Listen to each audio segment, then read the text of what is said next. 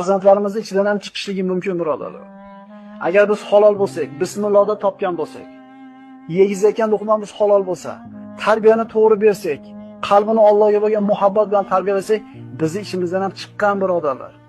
Buxoriylar, Termiziylar bizni yurtimizdan chiqqan. Nimaga hozir chiqmay qo'ydi? Nimaga Buxoriylar yurtidan mana shunday bir kishilar chiqqan deb so'raganda javob bergan shu davrda odamlar.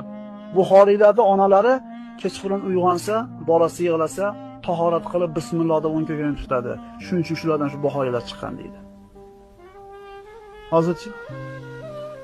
Hozir yaxshi qilamiz. Kishini yegani, ichgani, kiygani harom bo'lsa, buni duosi qadam ijobat bo'lsin. Bizdan chiqmasa bolalarimizdan chiqar. Bolalarimizdan chiqmasa nevaralarimizdan chiqar. Biz o'sha birinchi urug'ni, birinchi qadamda biz qo'yadigan bo'lsak, umid qilamiz. Bu kishilar biz ishimizdan chiqsa ham ajab emas. Assalomu alaykum va rahmatullohi va barakatuh.